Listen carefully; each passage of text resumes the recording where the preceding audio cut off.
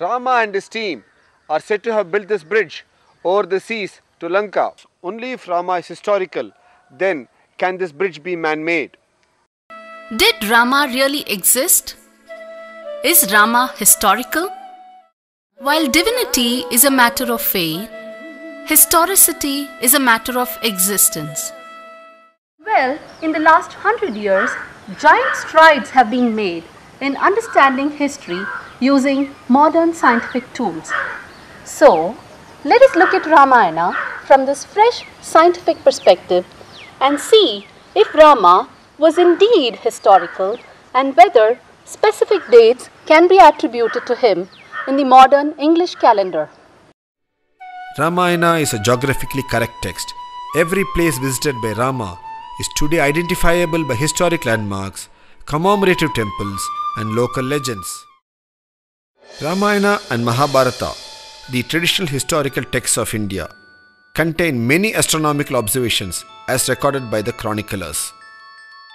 When we cull out these observations and search for them using the planetarium software, it throws up dates of when these configurations must have occurred in the past.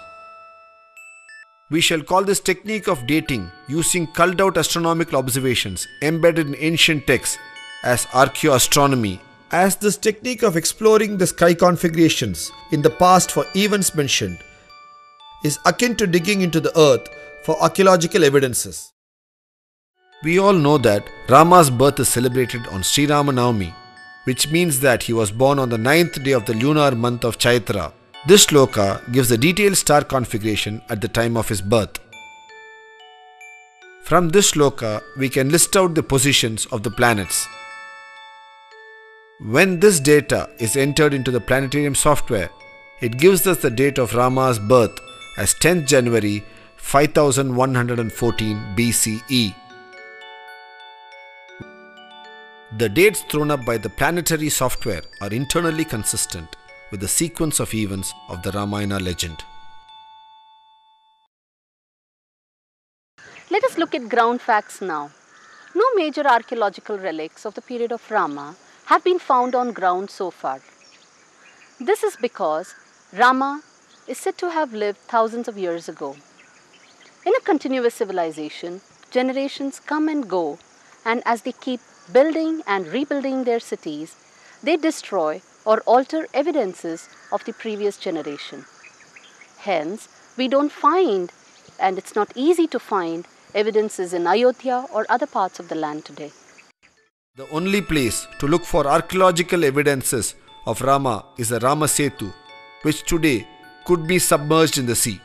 The text gives the process of bridge construction in great and specific detail. This level of detailing of bridge construction urges us to examine the details. This construction detailing can be studied from the aspects of survey, planning, and civil engineering involved. Rama and his team seem to have surveyed this land for a possible bridge construction site. Nala introduces himself as a biological descendant of the Vishwakarma clan and offers to build this bridge. Rama accepts his credentials and appoints him as the chief engineer. Under the command of Nala, the Vanara army go about building this bridge on the sea ridge. Let us examine the civil engineering techniques employed in this bridge construction. The first is the foundation details. The text very clearly states that wood from a variety of trees, the names of which are mentioned here, were first piled on the sea ridge to give a pile foundation or wood cushion effect. It was on top of this the large and small stones were piled on.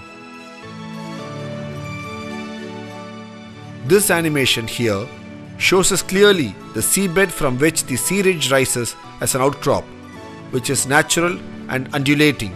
On top of this we have the trees, then the stones, large and small, and finally we have the flat finished level. Even to this day, the remnants of the bridge have this flat finished level.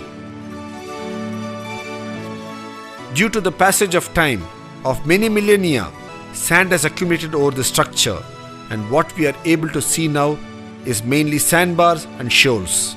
If we carefully shovel away the accumulated sand, we are certain to see the layers of the bridge construction.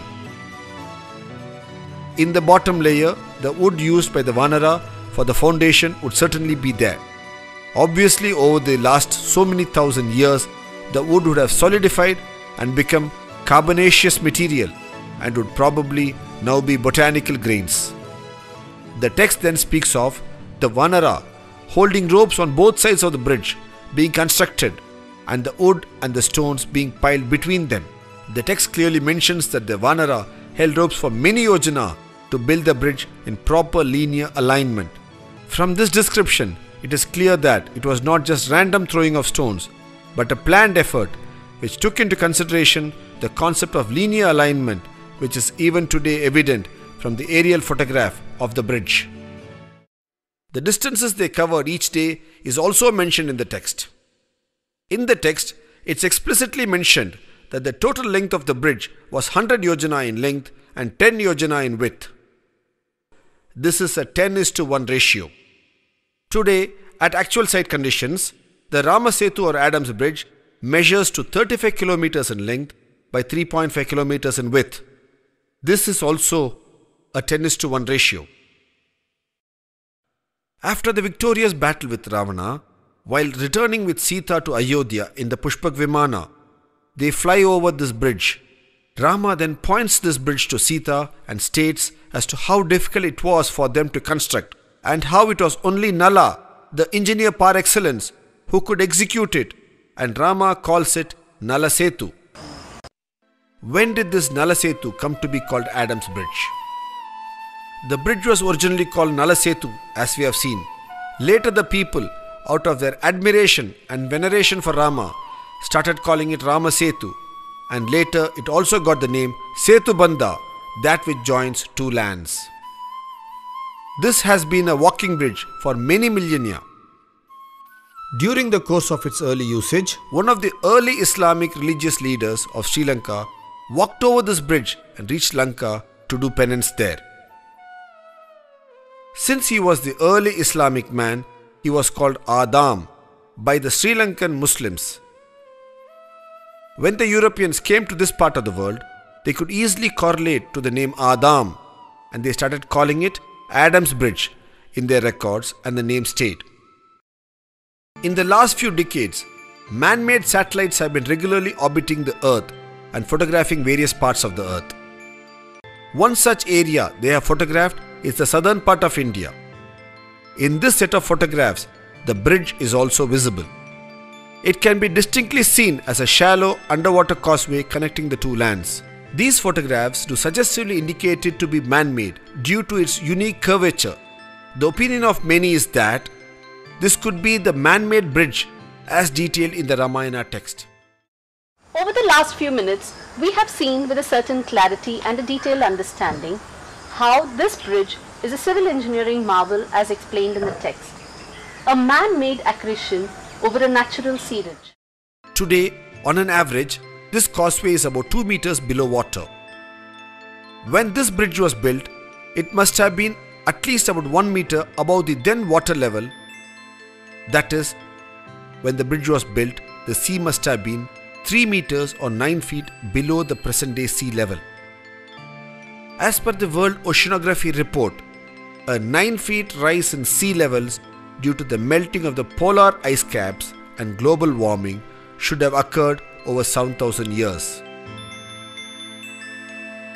This helps us to date the bridge construction to about 7,000 years ago or 5000 BCE using oceanography as a dating tool. Today, we need to rightfully promulgate an order under the Archaeological Survey of India Act, Clause 4, to call this a Heritage Monument of India. It is a fit case to be called a civil engineering marvel of an ancient civilization.